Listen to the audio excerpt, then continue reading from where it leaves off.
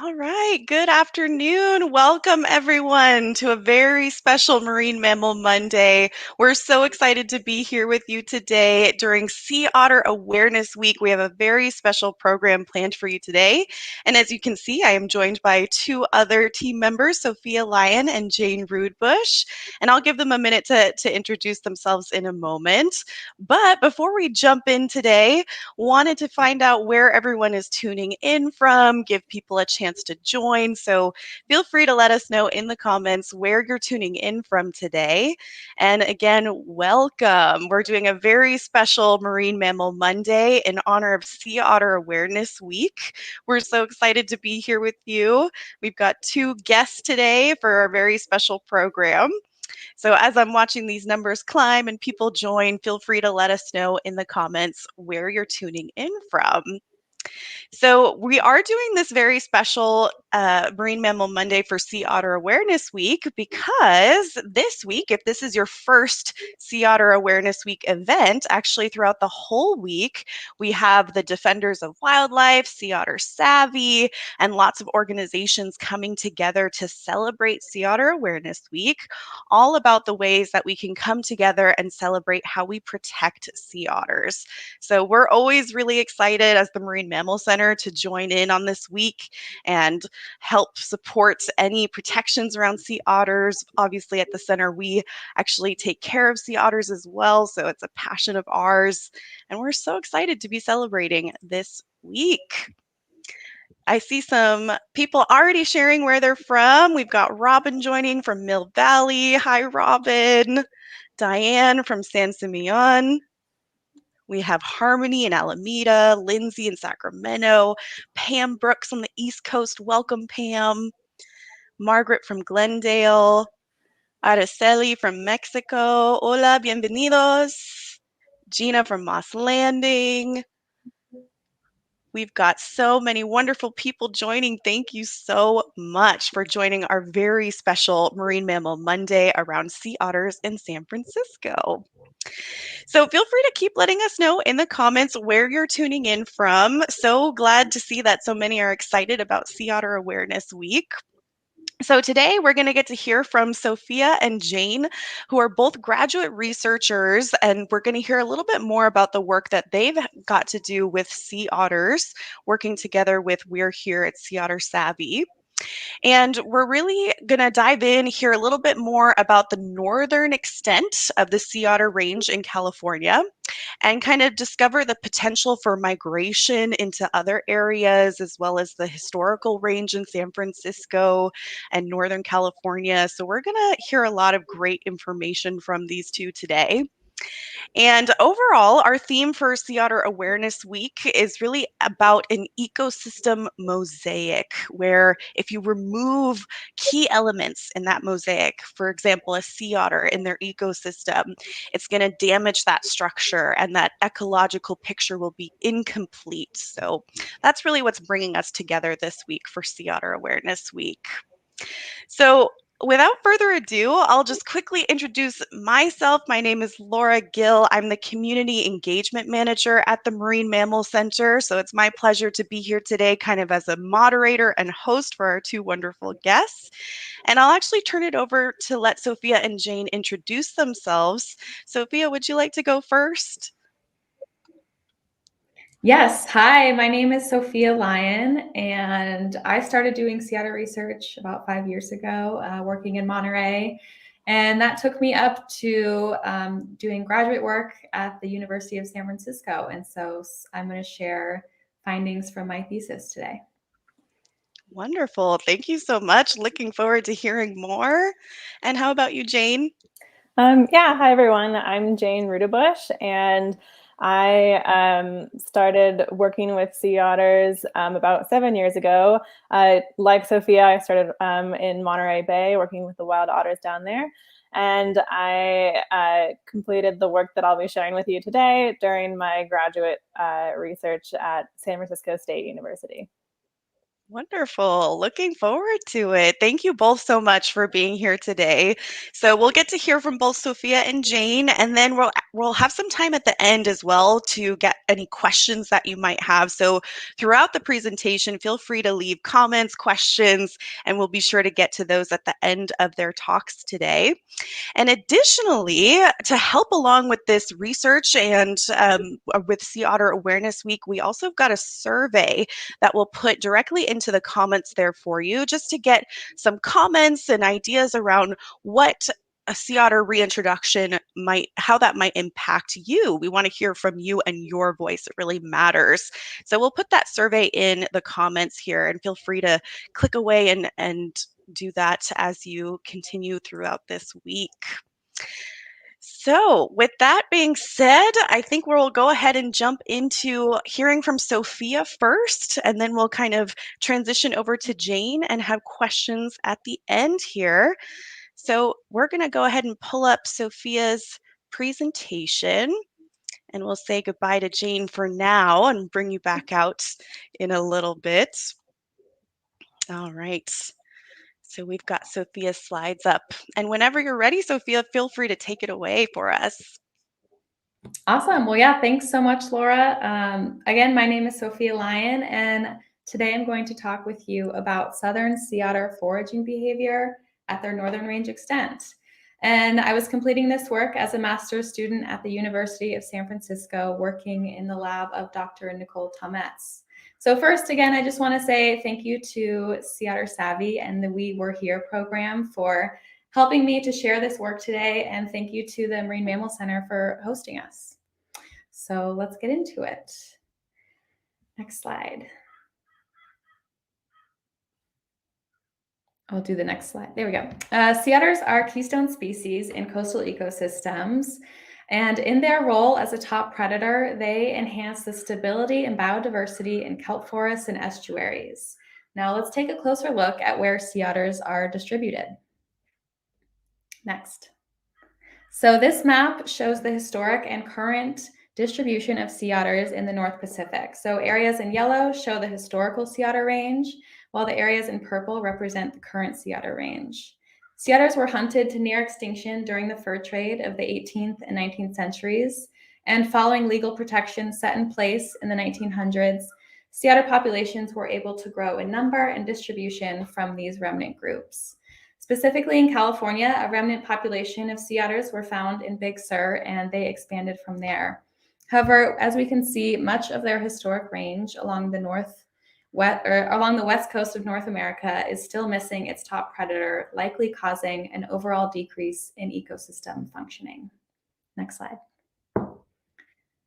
So all southern sea otters are a descendant of these 50 individuals in Big Sur that survived the fur trade, and the range has expanded to the north and south from this remnant group in Point Sur.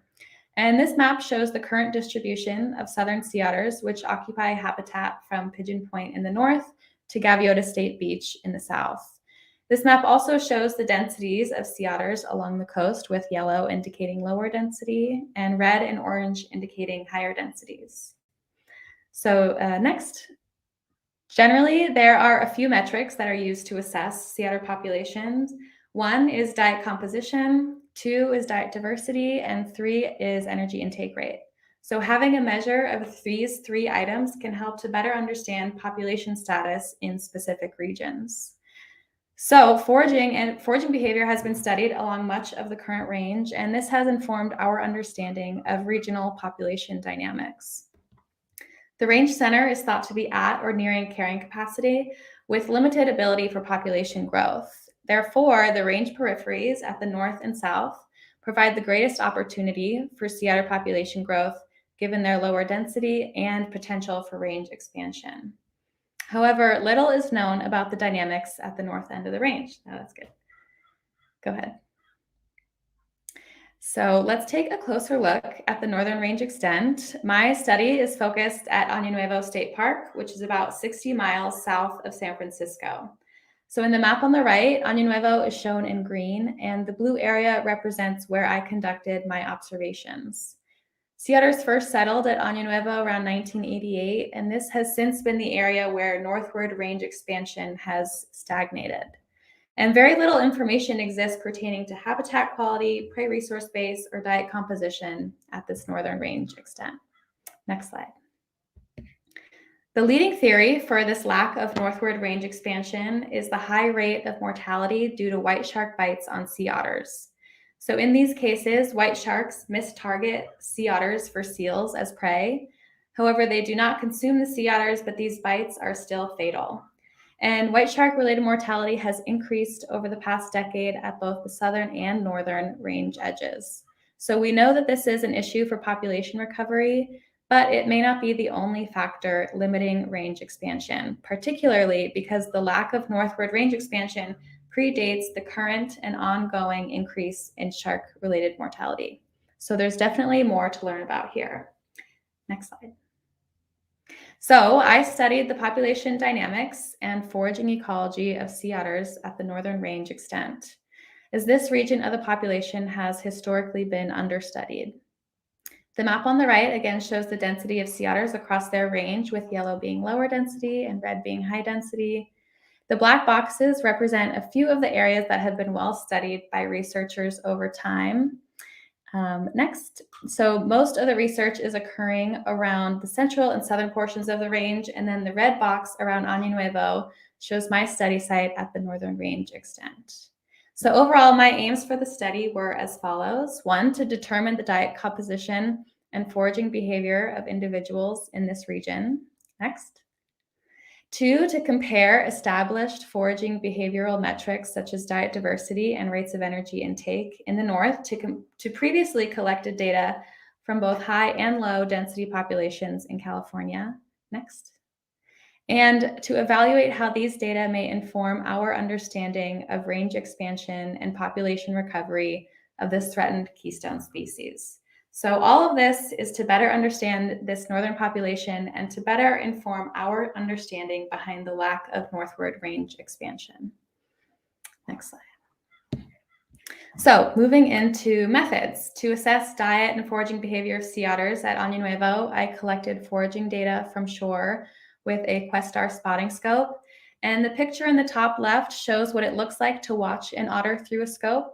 So I would watch one otter while they dove and brought prey items to the surface to consume. And I recorded the prey types such as clam, crab, or urchin, and then recorded the prey size and the dive and surface interval times. Next, data was processed using MATLAB with code developed specifically for sea otter foraging analysis. Okay, now we'll get into results.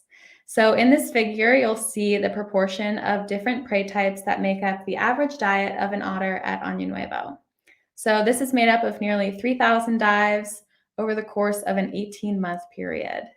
So the diet is composed of a mix of cancer crabs, urchins, clams, kelp crabs, other crabs, abalone, worms, and mussels. And the largest proportion of their diet is coming from cancer crabs and urchins. Next. Their prey capture rate is around 61%, and the average energy intake rate is about 9.51 kilocalories per minute. Next. So taking a closer look, highlighted in red are all of the crab prey types. And interestingly, we see that crabs in general make up about 56% of the diet at Año Nuevo. And this is different from what we've seen in other populations. So let's take a look at how these data compare to previously studied areas in California. Next, good. So I'm going to orient you to this chart to start. So the percentage of the diet is now on the x-axis, and on the y-axis, we have various study sites ordered from north to south. So ANO is Año Nuevo in the north, MON is Monterey in the central California, BSR is Big Sur, also in Central California. SBC is the Santa Barbara Channel in the south. And SNI is San Nicolas Island. So each site will have a horizontal bar that adds up to 100, with each prey type represented proportionately in the bar. And then along the far left side, I have icons to depict population density in each area. So again, Año Nuevo is relatively low density. Monterey and Big Sur are well-studied high-density areas. And Santa Barbara and San Nicolas Island in the south are previously studied low-density areas. So first, I'll show the two high-density areas. Thank you. Monterey and Big Sur have a number of prey types, each at small proportions, so there's a wide range of prey types represented here.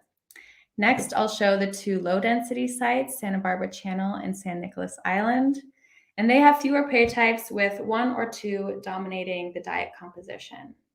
Now, what would we predict for Año? At first, we thought Año would look more similar to the low-density sites, such as Santa Barbara or San Nicolas Island. However, when looking at all of these together, you can show that one, we see that Año doesn't entirely look like either group, and it's sort of intermediate between what we see at previously studied low-density and high-density sites. But it's not just visually that we can see this difference. We can also assess the diet composition quantitatively using the Shannon-Weiner Index, which is a more formal measure of diet diversity. So can you hit next? So again, we see that the low-density populations have the lower index value, meaning lower diet diversity, and high-density populations have higher index values, meaning higher diet diversity. And using this metric, Año is quantitatively falling in the middle of these two groups at around 1.81. So to summarize, we found that the diet composition differed from other populations in California. Diet diversity is intermediate, and furthermore, the finding of energy intake rate at 9.51 kilocalorie per minute was particularly interesting because this is closer to values seen at high density areas or areas with longer occupation time. So although Año Nuevo is a relatively low sea otter density area, the population metrics described here suggest that other factors besides white shark-related mortality, such as a limited prey resource base or lower habitat quality, may be limiting range expansion. Next slide. So this brings us back to the question of why the northern range boundary has not expanded. Well, we know several important factors besides prey resources that affect population survival and density. So one is kelp cover, and the other is white shark-related mortality. And these two factors are also tightly linked. So sea otters rely on kelp forest habitat for prey as well as resting. So making the formation and resilience of kelp canopies along the coast crucial for survival, reproduction, and consequently population growth. Considering this, kelp canopy cover is likely to play a role in range expansion. Additionally, kelp acts as a barrier to white sharks, so sea otters that reside in kelp forested areas minimize their risk of white shark-related fatalities, while kelp sparse regions are known to correspond with increased rates of mortality from white sharks. Next. So given the important role that kelp plays in sea otter survival, let's take a look at kelp distribution in the north. So Año Nuevo is marked with a blue star at the bottom of this map. And this is basically a kelp persistent map. So we can see the kelp canopy shown in green, and we can see those just a little bit around Año Nuevo. And then these circled areas north of Año Nuevo are sparse or completely absent with kelp. And this is likely playing a role in the halted range expansion in the north. And then we also have to consider the active white shark presence in the area. Any pioneering sea otter attempting to travel northward in search of untapped food resources or new territory are moving into these kelp sparse regions, and they may be quickly met with the reality of minimal resting habitat and increased risk of death. Next slide. So to summarize some of the most important findings from my thesis research, it seems a few major factors are acting in concert to limit sea otter recovery and range expansion in the north. So the combined effects of a prolonged occupation time, a potentially limited resources within Año Nuevo, as well as the persistent white shark presence and lack of kelp canopy to the north, are likely restricting population growth and expansion at this northern range edge. Next slide. So sea otters, however, provide important ecosystem services. So if they're able to occupy more of their historic habitat north of Año Nuevo, extending their current range boundary, They have the capacity to increase the health, biodiversity, and stability of coastal habitats such as seagrass beds and kelp forests throughout Northern California. Next slide. So as we look ahead in sea otter recovery and conservation, the potential for sea otters to expand naturally will be a hard and slow road from what I've suggested today. And given these current constraints, and with much of the California coastline still missing its keystone predator, others have suggested reintroduction as a conservation technique. And this would involve releasing individuals into currently unoccupied territories. And this may be necessary to jump the population past the current range boundary and past the white shark risky zones. Undoubtedly, there are challenges to achieving this, and I'll let Jane carry on that conversation. But ultimately, the information from this study provides novel data on an understudied segment of the population, and these data can inform efforts aimed at promoting the recovery of southern sea otters along their historic range. Finally, I would like to acknowledge those who assisted with this project. So thank you to the University of San Francisco and the Sea Otter Foundation and Trust for their support. Thanks also to Año Nuevo Reserve and Año Nuevo State Park. And I just also want to acknowledge all the individuals that helped collect data and analyze data. So thank you for listening. And I'm happy to virtually pass on the microphone to Jane so that we can carry on the conversation of We Were Here and Sea Otters in California. Thank you. Thank you so much, Sophia. That was very interesting to hear about your research and what a vital kind of foundation you've set, getting a better understanding of these factors of why it might be that otters haven't been able to expand north of their range, their current range. So thank you so much for that. And as we're going to get prepped here for Jane to take over the virtual mic, I'm going to glance quickly over here at the comments to see if anyone has any questions for Sophia. And feel free throughout our talk to leave questions, comments for our experts throughout the talk, and we'll be sure to check back. And again, at the end, we will also have some time for any added questions. So I'm not seeing anything right now, but a reminder to put questions into the comments and we'll get to those. So thank you so much, Sophia. We're going to switch it up now and we're going to bring Jane up. So let's add Jane on here. Welcome, Jane. Thanks so much for having me. We're so excited to have you and excited to hear now more about some of that potential reintroduction of sea otters into San Francisco Bay. So we'll go ahead and add your slides up here and feel free to take it away whenever you're ready. Awesome. Thanks so much, Laura. And I want to thank again Sea Otter Savvy and the We Were Here program for inviting me to speak to you all for Sea Otter Awareness Week. And I'm here to talk about the research that was done for my master's at San Francisco State University's Estuary and Ocean Science Center. And I want to thank my advisor, Dr. Ellen Hines, and my committee members who helped work on this project with me, as well as the California Coastal Conservancy. This research was funded in part through their California Sea Otter Fund. Next slide. So Sophia has alluded a little bit to this term reintroduction, and I wanted to just sort of introduce it to you all for those that may not have heard this word before.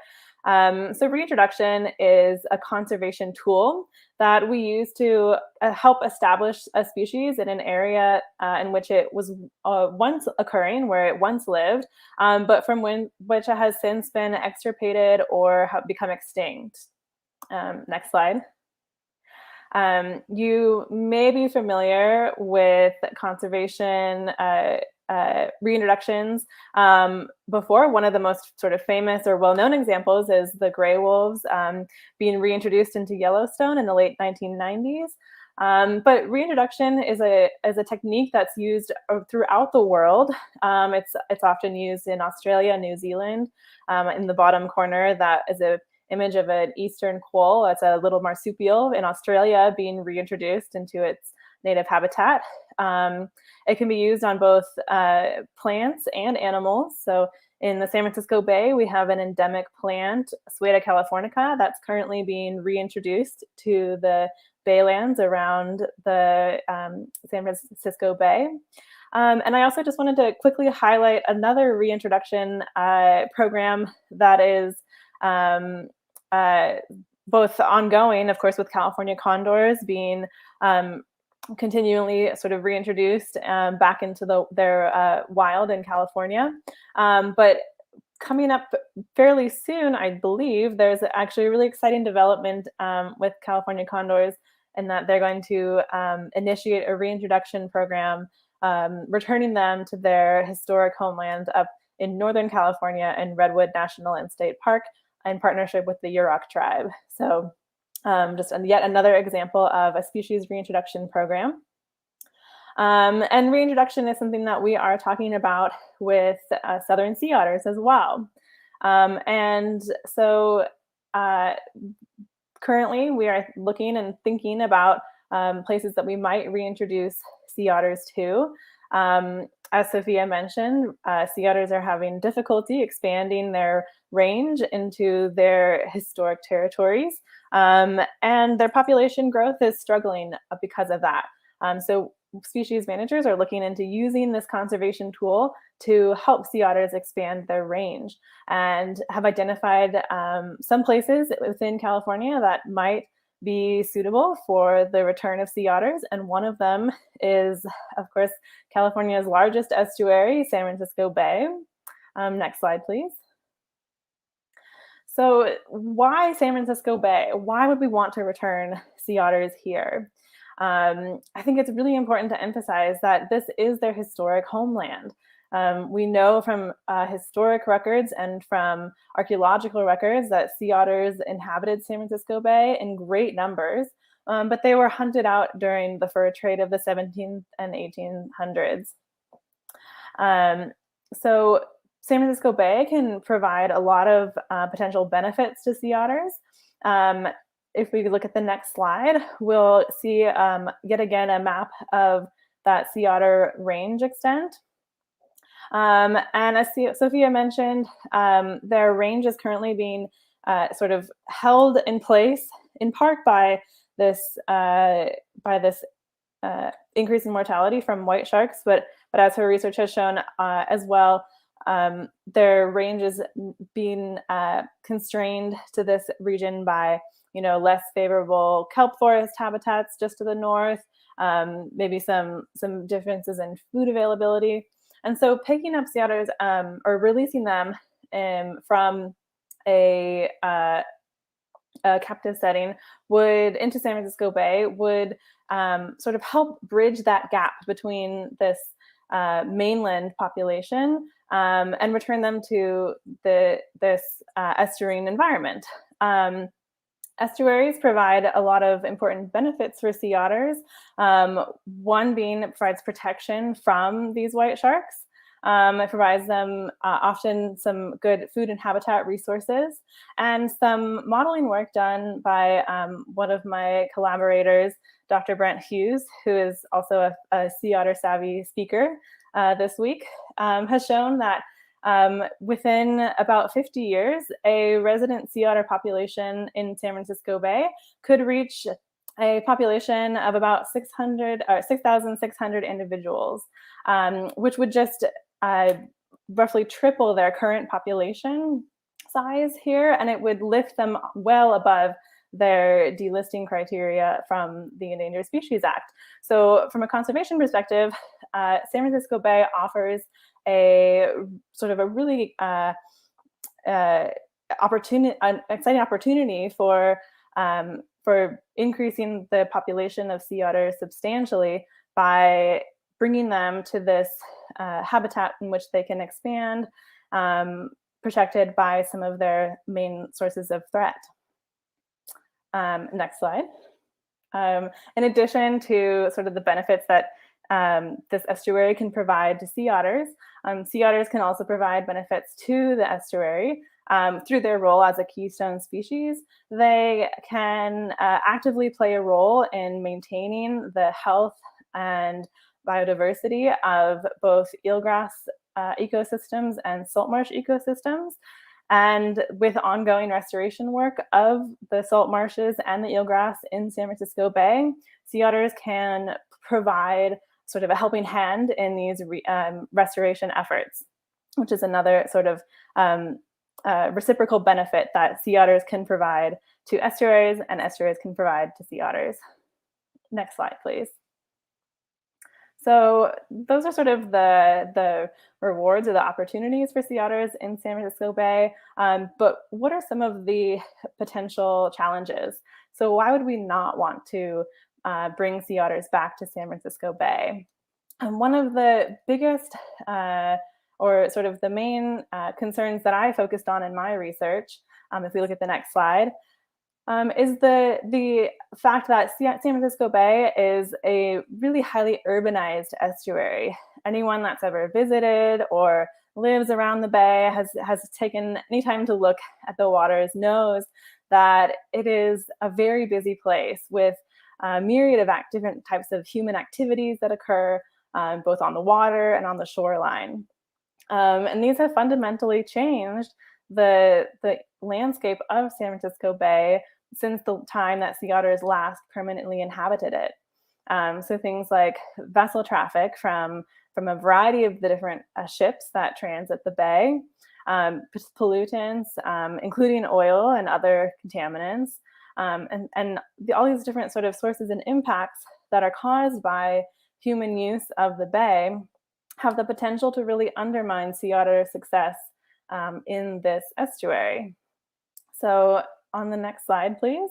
The crux of my research, the focus of it, is to look at this interaction between human activities and wildlife and their habitats, and to assess this spatial risk between these human-caused stressors in the environment and how those alter the ability of sea otters to successfully live in this environment. So I used a computer program that will analyze these spatial data, these geographic information from things like vessels of a couple of different types, like our commuter ferries, large container ships, and small motorized pleasure craft, from things like oil spill, from the risk of contaminants, from the risk from commercial fishing. And I used this geographic analysis approach to come up with a risk landscape of San Francisco Bay, with the idea that if sea otters were to come back to San Francisco Bay, species managers would need to know what they were going to face when they come. So on the next slide, we'll see sort of the results of that analysis. One of the things we get is this cumulative risk map showing throughout the bay the intersection between the 7 different sources of human-caused stressors in the environment, and how they are spatially and temporally overlapping with each other throughout the main portion of the bay, my study area. And this is a really valuable tool for species managers to be able to visually see this intersection between our urban environment and the places, the habitats that sea otters might be utilizing in the bay. And so this allows them to really see this full picture throughout the bay. Where are sea otters going to encounter really high risk to their livelihood from different types of human activities, and where might they be more sheltered or more protected from those sources of human activity? On the next slide, we can just take a closer look at some of these areas, and I can describe in more detail sort of what I mean by that. So in the North Bay, we can see that there's actually not a lot of overlapping risk between the different sources of stress that I studied. Much of this bay, this portion of the bay, is scoring a relatively low risk from the different sort of activities or sources of risk that I studied. And so, and in addition, a lot of these places within the North Bay that are low risk also coincide with the areas of salt marsh and eelgrass, these different habitats that are really important for sea otters that they would be utilizing. And so this is a good sign that shows us that there are portions of the bay that are going to be lower risk of more of avoiding these areas of really intense human activity that also offer habitat that sea otters need. Compared to, on the next slide, we look at a place that is more central in the Central Bay, right in that heart of those urban waterfronts from San Francisco to the Port of Oakland. And we see kind of a much different picture. So much of the Central Bay area is at a medium or high level of risk from those 7 overlapping stressors that I studied in this analysis. So what this shows is that there are places within the bay that are going to be, sea otters are going to encounter high human activity from a variety of sources. And these are human activities that have been scored and identified by experts as being likely to, seriously undermine the livelihood of sea otters if they were to be here. So this again gives information to the species managers and biologists to understand how these risks are distributed throughout the bay. And so they know, if sea otters are to return here, where are they going to be most successful and where are they going to be most challenged in the face of this urban landscape. And next slide, I believe. So just to sort of wrap up this story, what this research shows and what the value of it is to the managers that are thinking about this question of reintroducing sea otters is that reintroduction is not without risk. It's a program that does entail a certain amount of cost and does have potential risk to it. And so before initiating a program like a reintroduction, we want to be as best prepared as possible to give these animals the best chance they have at succeeding, especially because sea otters are, a threatened species. We want them to do really well, and we don't want anything that we do to, adversely cause them harm. So the goal of this research is to provide sort of one piece to the puzzle of, what it would look like for sea otters to live in San Francisco Bay today by looking at how this urban landscape would shape the habitats that would be available to sea otters, where they would go, and what sort of risk that they would encounter from these human activities. And it highlights sort of the fact that there are sort of places within San Francisco Bay that, yes, are definitely higher risk, but there are also places within the bay that are both low risk and provide those estuarine habitats that sea otters would likely be utilizing. So there is both this challenge, but also great opportunity for sea otters in San Francisco Bay. And as I said, this is just sort of one piece to this large puzzle, thinking about the reintroduction of sea otters in San Francisco Bay. There's a lot more sort of work that needs to be done, but what Sophia's work has shown and what my work has shown is sort of bridging these knowledge gaps a little bit more closed. But another piece that is still needs to be, that is still to come, is the engagement of the local communities and local stakeholders.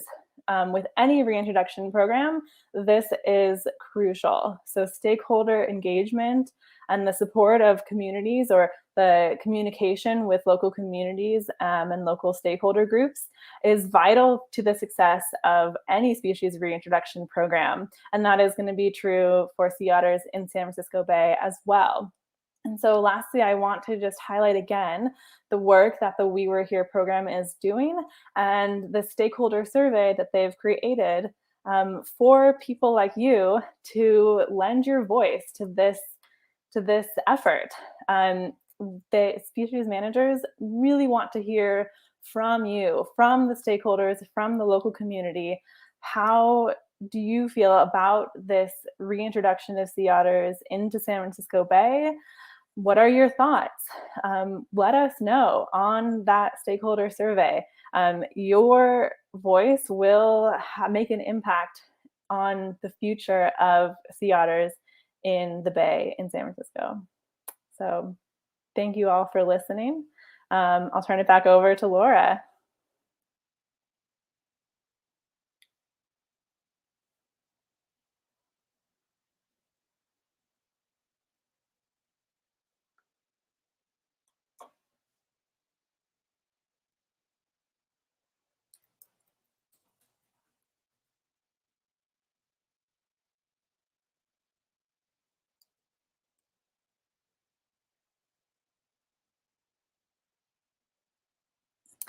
Hey, Laura, I think you're on mute.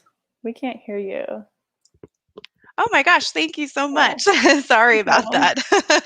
Was just saying thank you so much for sharing your research. That was so interesting and really exciting to hear about both the challenges and opportunities of reintroducing sea otters into potentially back to San Francisco Bay. So again, that link for the survey will be in the comments for you. And I'm going to go ahead and pull up Sophia so we can start answering some of these questions. We had lots of great questions coming in through the comments.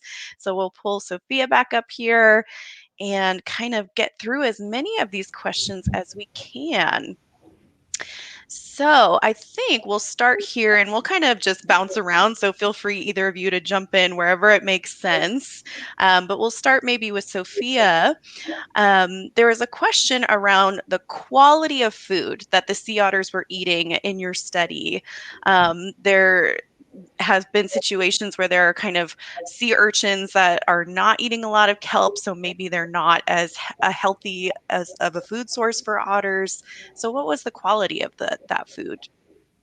Yeah, that's a really great question. And it's something I just didn't have time to get into. And so I'm glad that someone from the audience brought up this question. So, when we're watching sea otters eating, we can see what prey type they're eating. So if it's a clam, crab, or an urchin, and then we also record the prey size. And so in lower density areas, you generally expect to see larger prey items because fewer otters there just means that the prey items are able to get bigger and fatter and stronger, right? And they are then more nutritious for a sea otter. So big prey items are higher quality. And what we found at Año Nuevo was that it was mostly smaller prey items that they were eating. A lot of urchins that were just a couple centimeters wide, crabs that were, basically most crabs were not much bigger than 10 centimeters, which is relatively small. And so this, I think, has a lot to do, the smallness of the prey items probably has a lot to do with how long sea otters have occupied the Año Nuevo area. And since they've been there since, the mid, 80s, they've had several decades to kind of get through a lot of those prey resources. And that's kind of what makes us question the quality and the productiveness of that area and whether or not it can continue to sustain the population there. And so generally the quality of the prey types was, I think, just maybe a little bit lower than expected for a site that is, more or less thought of as low density. And then a lot of the, sea otters also, when they are hunting for their food, can kind of tactilely feel what maybe whether or not it's worth pursuing it. And so we don't often see sea otters pulling up empty sea urchins. And so most of, when I was studying in Monterey, we actually did a full study on sea otters and sea urchins and density and what's happening down there. And that was all following sea star wasting disease. But basically, we noticed sea otters were preferentially targeting sea urchins that were in kelp forested areas, and they didn't often go for sea urchins that were in the barrens. And so I think another person I saw in the comments asked about what impact sea otters might have if they were to be introduced in some of these urchin barren areas. And I think the answer is that they wouldn't necessarily go straight for urchins that are, starved and in these barrens. But over time, they'll start getting at some of the urchins that are hiding in cracks and crevices, and getting those kind of larger urchins will eventually start to diminish their reproductive capabilities. And so over, a longer period of time, you may start to see differences in barren size and distribution. So I think hopefully that answered 2 questions. Absolutely. Thank you, Sophia. And it makes sense, when we think about it, even us in human nature, we're bound to pick the bigger cupcake out of a dozen cupcakes, right? We all want to pick something that's worth the investment of energy. So it makes sense that otters might take a similar approach. All right. So we had another question around relocation. So maybe Jane can tackle this one. Was otter relocation tried years ago unsuccessfully? Um, and kind of what might we expect learning from that? Oh, yeah, great question. Yeah, so people might recall or maybe have heard when they hear about this reintroduction program, they might be remembering a past sea otter translocation or relocation event that occurred that tried to establish a population on San Nicolas Island. And that program involved capturing wild adult otters from the wild and moving them to San Nicolas Island. And at the time, we didn't know essentially that sea otters had what's called site fidelity, or that it was so strong. They sort of thought that sea otters wouldn't mind this 200-mile journey to an island. But actually, the sea otters are very strongly tied to the location in which they were born, or the location in which they live, their territory. So if you do try to move wild adult otters from one place to another, they will very likely swim back rather easily. They can cover large distances. So the difference between then versus now is that we have learned from that, and this reintroduction program would use these juvenile otters that are being rehabilitated through the Monterey Bay Aquarium's Sea Otter surrogacy program. So the Monterey Bay Aquarium rescues and rehabilitates sea otter pups, many of whom are orphaned from the age of just being a few days old. And they're raised at the aquarium under the care of surrogate sea otters, of some of their otters that are trained to raise pups. And these pups are, when they're grown and ready to be released, are usually released in Elkhorn Slough, which is an estuary that's just in Moss Landing in the Monterey Bay. They are also being released in Morro Bay and a couple other areas, around sort of the Monterey Bay, Monterey Peninsula. But the idea is that, rather than releasing them into these ecosystems, these locations where the habitats are already supporting a number of sea otters, we could use those instead to establish a new population somewhere. And these young otters, because they were raised in captivity, they don't have that site fidelity. They don't have that tie to any specific geographic location.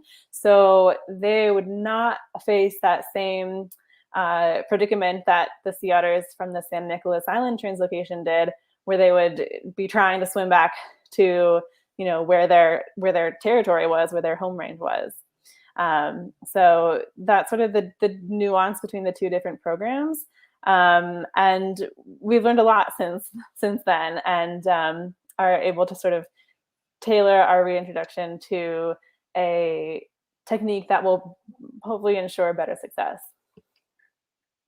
Absolutely. Thank you so much, Jane. That makes a lot of sense that, with lessons learned and also with animals that maybe haven't established that territory to go back to, that they remember, that it would be more successful with that group of otters rather than those wild ones that can easily migrate back to a former territory. So I think we probably have time for just one more question, and I'm going to group a couple because we did have a few questions about kelp forests and how kelp beds have been decreasing along the coast, or if there are any efforts in San Francisco Bay to kind of restore that kelp forest that's been lost. So any thoughts from Sophia or Jane around that? Yeah, so the person who proposed that question is right. There has been evidence of basically along the California coast, a decrease in kelp canopy cover. And some of that is associated with this warm water event that happened. So kelp likes to grow in sort of their prime conditions, which is really cold, nutrient-rich water. And several years ago, there was a big blob of warm water that came through the Pacific, and it's not great for their growing conditions. And then there was also the case of sea star wasting disease, where sea star predators were no longer alive to consume urchins, which then consume kelp. And so there has been a marked decline in kelp canopy cover along the north coast of California. And at the moment, I haven't heard of any kind of restoration programs happening for kelp, but that's kind of part of this ecosystem mosaic, is that it really requires sea otters to be kind of there, because they are going to be far more efficient and more effective at maintaining an ecosystem than what humans can manage with just, scientists and volunteers. And so it really is important to try and initiate that ecosystem restoration in the most effective way possible, which is using, the natural resources we have, using sea otters, which are going to be, 1,000 times better at healing their ecosystems than what we think we can do. And maybe Jane has more to add about any restoration happening in San Francisco Bay. Maybe. Yeah. So the ecosystems within San Francisco Bay itself are going to be largely sort of these seagrass, these eelgrass communities and marsh communities. So we actually don't have kelp growing like we do on the outer coast within San Francisco Bay. Also in large part because the bottom of San Francisco Bay is this sort of sandy, soft, or sandy or muddy, soft sediment. So, and kelp needs sort of a hard substrate to latch onto and to grow from. So we don't really need to be concerned about kelp restoration within San Francisco Bay in order to do any kind of reintroduction. The habitats there would be very different than on the outer coast. But of course, right, sea otters once lived throughout and along the entire coast of California.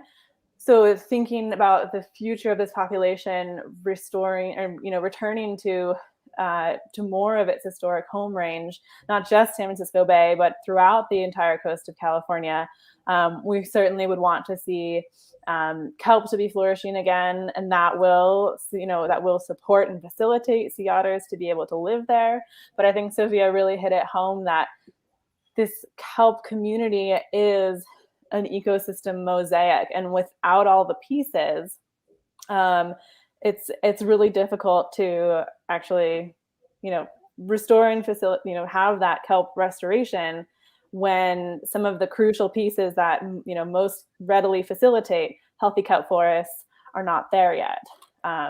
So yeah, kind of the biggest, I think, goal of sea otter reintroduction is returning this missing link into these ecosystems. So thinking about how most of the California ecosystems once had sea otters, and they've been missing that key piece to their puzzle for 150, 200 years now, and that's what excites and drives me as a researcher, is thinking about returning that missing link back to the ecosystem.